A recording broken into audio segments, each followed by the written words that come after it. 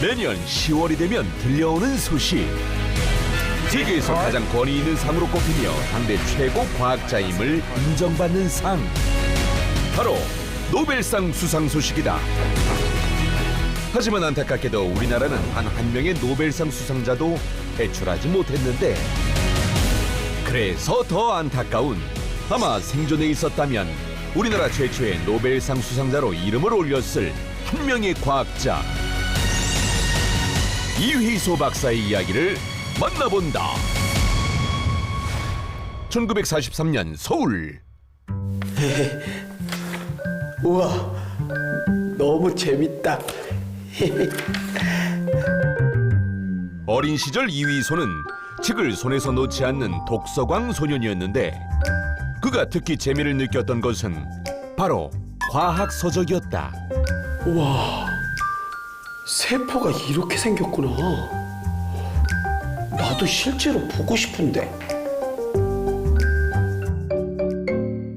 그러던 어느 날, 응? 이게 뭐야? 제1회 웅변대회. 웅변대회에 참가할 어린이를 모집합니다. 상금 있음? 그래, 이 상금을 타서 현미경을 사면 되겠다. 그는 바로 대회를 준비했고, 그리하여 이리저리 하고 저리저리한 이 열사가 외칩니다. 결국 웅변대회에서 탄 상금으로 현미경을 구입하고야 말았다.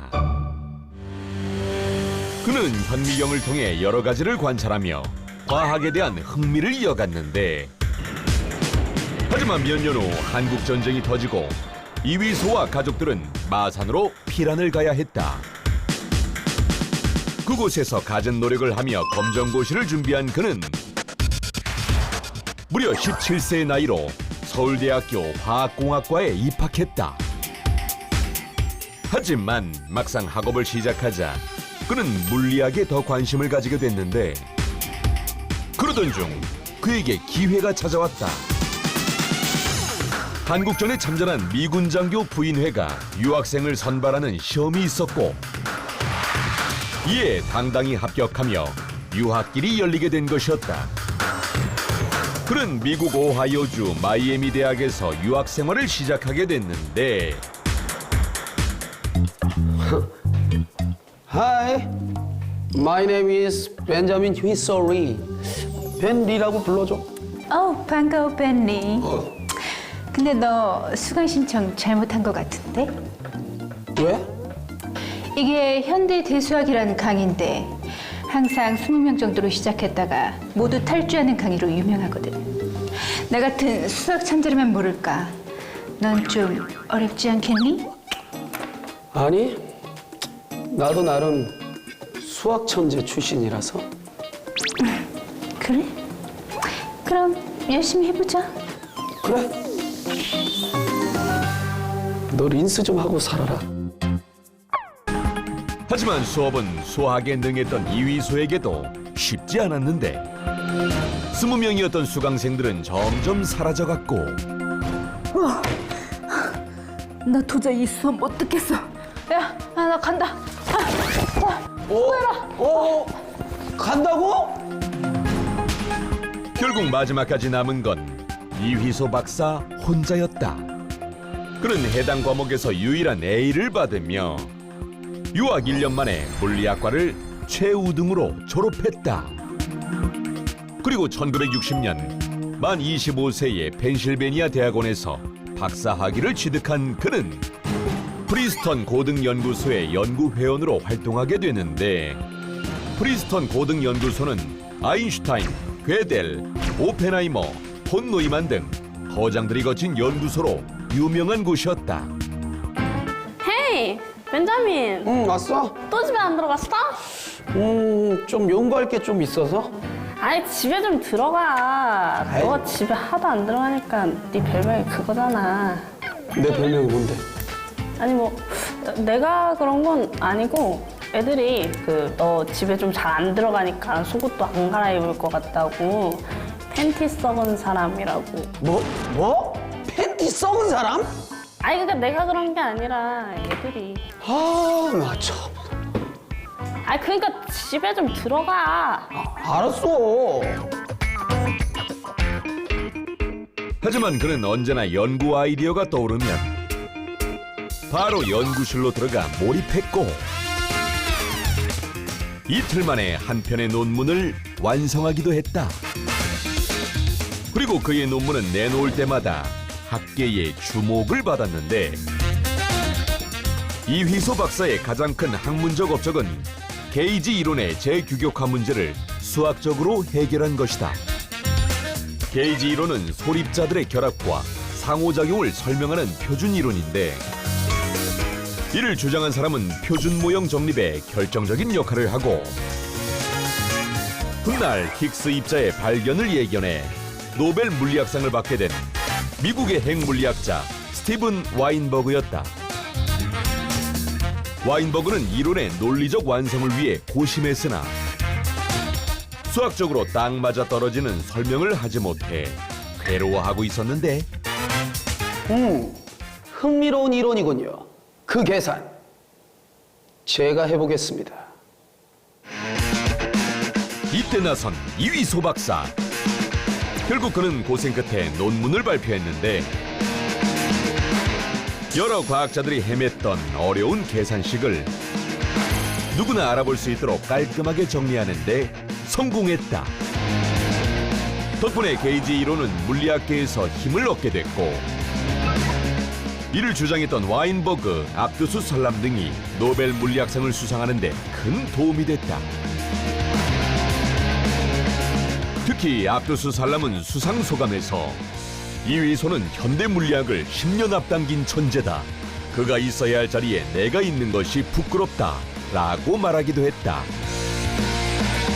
그리고 이휘소 박사의 또 한 가지 업적. 바로 참 쿼크의 존재 가능성을 예견한 것이었다.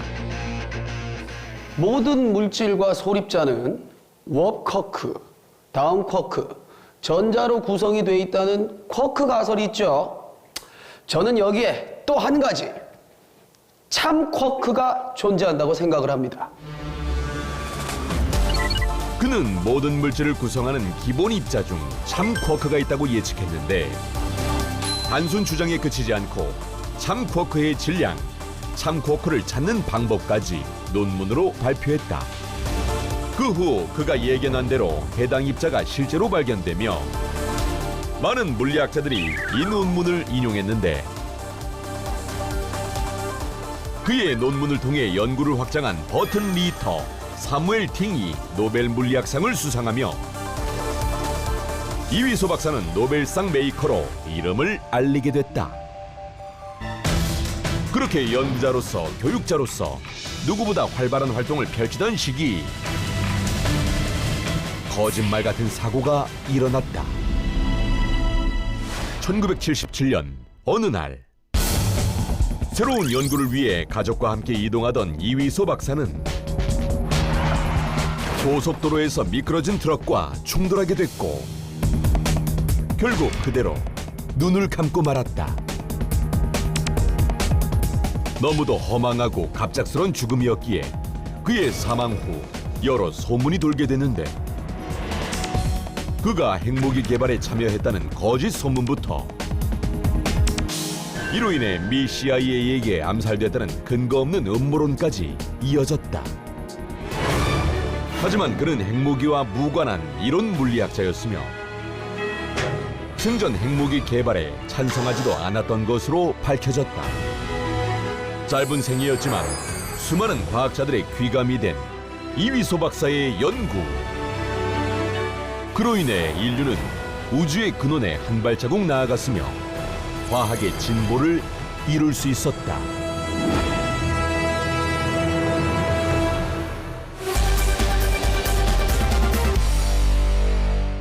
이번 주 핫 이슈. 어느덧 10월 노벨상 시즌이 돌아왔습니다. 올해는 과연 어떤 과학자가 노벨상을 차지할지 전 세계가 주목하고 있는데요. 본격적인 노벨상 수상 전 지나칠 수 없는 특별한 이벤트, 바로 이그 노벨상 시상식입니다. 이그 노벨상은 기발하면서도 잉여스러운 연구에 주는 상으로 일명 괴짜 노벨상으로 불리는데요. 올해도 기발한 연구들이 수상의 영예를 안았습니다.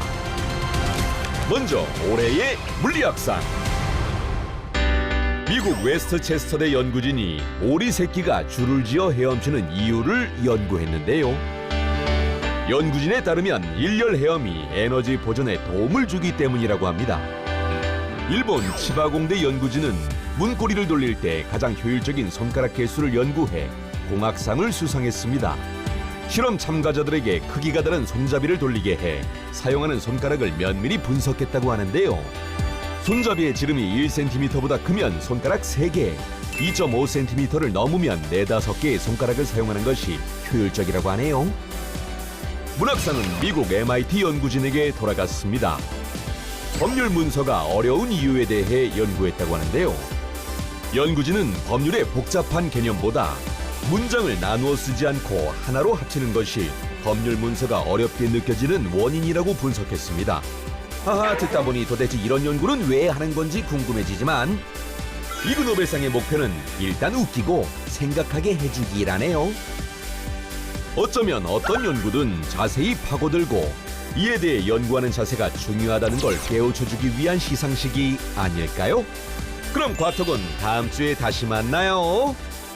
제발 두 손을 모았잖아요.